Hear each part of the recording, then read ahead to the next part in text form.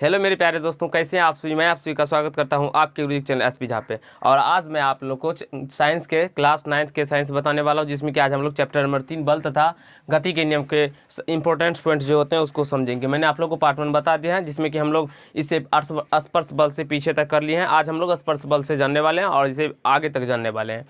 तो सबसे पहले आज अगर आप लोगों ने पार्ट 1 नहीं देखा है तो उसको इस वीडियो के डिस्क्रिप्शन में आपको लिंक मिल जाएगा, उसको भी देख लीजिए। और चैप्टर 1 को भी देख लीजिए, चैप्टर 2 के भी सारे वीडियो को देख लीजिए। आपको क्वेश्चन आंसर का भी सॉल्यूशन मिल गया होगा, तो आप लोग उसको भी देख लीजिए। चलिए आज हम लोग जानते हैं स्पर्श बल क्या होता है और नहीं होता है। तो स्पर्श बल आप अभी लिखना छोड़ दीजिए, पहले समझ लीजिए स्पर्श बल क्या होता है। तो वैसा बल जो वस्तुओं के भौतिक स्पर्श से आरोपित होते हैं, वैसा बल जो वस्तुओं के भौतिक संपर्क से या संपर्क बोलिए या स्पर्श बोलिए से आरोपित होते हैं, उन्हें हम क्या बोलते हैं, तो स्पर्श बोलते हैं। अब स्पर्श बल के उदाहरण हो सकते हैं अभिलंब बल, तनाव बल इत्यादि। इस प्रकार के बल जो होंगे वो क्या होंगे हमारे, तो स्पर्श बल के उदाहरण होंगे।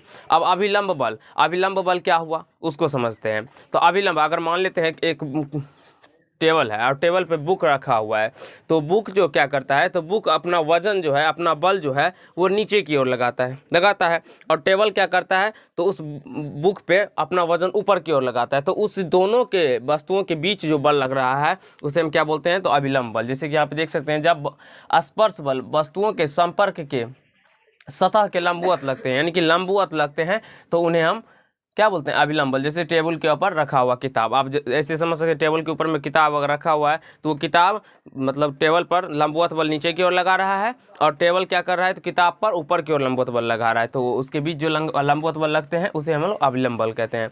तो अभिलंब बल का आप लोग समझ गए होंगे। अब हम लोग तनाव बल समझते हैं।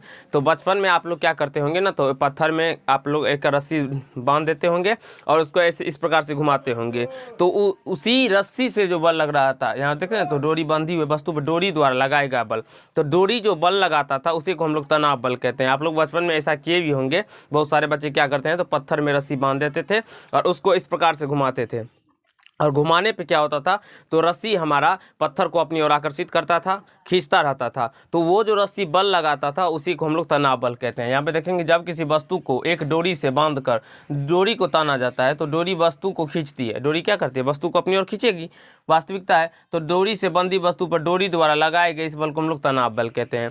अब कोई रस्सी से ही बांध देते हैं, मान लीजिए आप गाय को ही रस्सी से बांध देते हैं, खूंटा के समय बांध देते, तो रस्सी जो बल लगाता है गाय को खींचने में, गाय क्या करती है, बार बार रस्सी को खींचने का प्रयास करती है, लेकिन वो खींच नहीं पाती है। तो डोरी भी जो बल लगाती है, तो वही बल क्या हो गया, तनाव बल हो गया। अब घर्षण बल समझिए। घर्षण बल क्या होता है, जब एक वस्तु किसी दूसरी वस्तु पे चलती है, मतलब सरकती है या लुढ़कती है या चलने की चेष्टा करती है। जब एक वस्तु किसी दूसरे वस्तु पे सरकती है या लुढ़कती है या चलने की चेष्टा करती है, तो संपर्क सतहों के बीच लगने वाले बल को हम लोग घर्षण बल कहते हैं।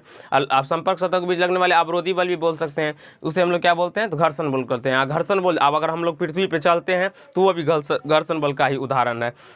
कोई भी काम करते हैं तो बिना घर्षण बल के वजह से नहीं। साइकिल में ब्रेक लगना घर्षण बल की वजह से, गाड़ियों का रुकना घर्षण बल की वजह से ही हो रहा है ना। हम पृथ्वी पे चलते हैं, उसका भी क्या प्रमाण है, घर्षण बल के ही वजह से हो रहा है। ठीक है, तो आशा करता हूँ घर्षण बल भी समझ गए होंगे। अब दूरी पे क्रिया बल समझिए। दूरी पे क्रिया बल क्या होता है, तो जैसे कि दूरी पे क्रिया बल को समझने के लिए हमें चुंबक बल, स्थिर वैद्युतीय बल और गुरुत्व बल इत्यादि जो भौतिक संपर्क से, यानी कि भौतिक संपर्क मतलब क्या हुआ, जिसे हम अपने शरीर के माध्यम से टच करके कोई बल लगाते हैं, जो अपने हाथों के द्वारा लगाया जाता है, उसे हम लोग क्या बोलते हैं, स्पर्श बल। लेकिन अगर हम बात करें दूरी पर क्रिया बल का मतलब है उसमें हम अपने शरीर से बल नहीं लगाएंगे, मतलब शरीर के द्वारा नहीं, बिना बल लगाए, मतलब बिना टच किए हुए उसमें अगर बल लग रहा है। जैसे कि चुंबक बल, गुरुत्वाकर्षण बल। चुंबक बल क्या करता है, तो चुंबक है, अगर मान लेते हैं ये चुंबक है और ये लोहा है, और ये चुंबक क्या करता है, तो बिना सटे हुए इसको खींच लेता है अपनी ओर। तो इस दोनों के बीच में दूरी पर क्रिया बल हुआ। जैसे कि स्थिर विद्युत बल क्या होता है, तो स्थिर विद्युत बल होता है, अगर आप हम लोग बचपन में किए होंगे, बहुत सारे छोटे छोटे कागज़ के हम लोग टुकड़े ले लेते थे और अपने बालों में कंघा, या आप कंघी समझ सकते हैं, कंघा को समझ सकते हैं, प्लास्टिक की बनी होती है, उसको ऐसे ऐसे रगड़ते थे बाल में, और तब उसके कागज़ के जब नज़दीक लेके आते थे तो वो क्या होती थी, मतलब कागज़ के टुकड़े इसमें कंघे में सटने लगता था। तो वो किस बल की वजह से हो रहा था, वो दूरी पे क्रिया बल की ही वजह से हो रहा था। अब ये मान लेते हैं हम लोग, अगर कोई पेड़ से फल गिरता है तो वो फल जो नीचे ज़मीन पे गिरता है वो किसकी वजह से होता है, वो तो गुरुत्व बल की वजह से होता है। लेकिन उस पर अगर बीच में बोले कौन सा बल लग रहा है, तो वो दूरी पर क्रिया बल की ही वजह से ऐसा हो पा रहा है। ठीक है ना। गुरुत्वाकर्षण बल, सूर्य के चारों ओर पृथ्वी का चक्कर लगाना, ये सब क्या है, उसी का उदाहरण एग्जाम्पल है।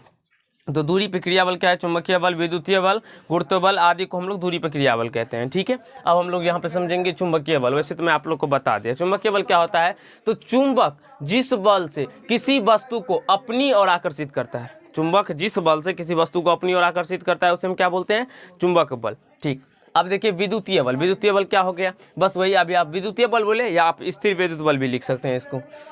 सूखे बालों से रगड़ी गई प्लास्टिक की कंघी कागज के छोटे छोटे टुकड़े को कुछ दूरी से ही अपनी ओर खींच सकती है, खींच लेता है। ऐसे में जो बल लगते हैं उन्हें स्थिर वैद्युत बल कहते हैं। ऐसे में जो बल लगते हैं उन्हें कौन सा बल कहेंगे, स्थिर वैद्युत बल कहेंगे। अब हम लोग गुरुत्व बल को समझने वाले। गुरुत्व बल क्या हो गया, तो पृथ्वी जिस आकर्षण बल से किसी वस्तु को अपनी ओर आकर्षित करती है उस आकर्षण बल को गुरुत्व बल कहते हैं। समझ में आ गया होगा। दो वस्तुओं के बीच अगर खिंचाव वाला बल लग रहा है तो वो तो गुरुत्वाकर्षण बल हो गया, लेकिन पृथ्वी जिस बल से किसी वस्तु को खींचेगी उसे हम लोग गुरुत्व बल कहेंगे। ठीक है, दो वस्तुओं के बीच लगने वाले आकर्षण बल को गुरुत्वाकर्षण बल कहते हैं। आगे के चैप्टर में हम लोग गुरुत्वाकर्षण बल को ही पढ़ेंगे, तो इसमें कि हम लोग गुरुत्वाकर्षण बल को डिटेल में जानेंगे, गुरुत्व बल को भी डिटेल में जानेंगे। फिलहाल अभी यहाँ के इतने ही। ठीक है, अब हम लोग पढ़ने वाले हैं गैलीलियो गैलीली। तो इसका जो काल था 1564 से 1642 ईस्वी में इसका काल था। इसके दौरान इन्होंने क्या थे, ये इटली के थे और प्रसिद्ध भौतिक विज्ञानी थे। प्रसिद्ध क्या थे, भौतिक विज्ञानी थे और खगोलविद। खगोलविद का मतलब वो ये खोजने में बहुत ही इंटरेस्ट रखते थे अपना। और इन्होंने दूरबीन का भी आविष्कार किया था। आप सभी को पता होगा जिन्होंने दूरबीन का आविष्कार किया। और जड़त्व का नियम भी इन्हीं गैलीलियो ने दिया था। गति का अगर नियम के बारे में पूछे तो गति का नियम भी न्यूटन ने दिया था, लेकिन गति का समीकरण का बात करें तो गैलीलियो साहब ने दिया था। तो आप यहाँ पे देख सकते हैं जो गैलीलियो इटली के प्रसिद्ध भौतिक विज्ञानी और खगोलविद थे। ठीक है, गैलीलियो ने जड़त्व का नियम दिया था। आपसे पूछा जाता है जो बल गति के किस नियम को हम लोग गैलीलियो का नियम कहते हैं, तो गति के प्रथम नियम को हम लोग गैलीलियो का नियम भी कहते हैं। क्यों, क्योंकि गति के प्रथम नियम को जड़त्व का नियम भी कहते हैं। गति के प्रथम नियम को जड़त्व का नियम कहते हैं। और जड़त्व का नियम किसने दिया था, गैलीलियो ने दिया था। इसीलिए गति के प्रथम नियम को हम लोग गैलीलियो का भी नियम कहते हैं। गैलीलियो ने दूरबीन का भी आविष्कार किया था, टेलीस्कोप। गैलीलियो ने किसका आविष्कार किया था, दूरबीन का आविष्कार किया था। गैलीलियो ने गति का समीकरण भी दिया था।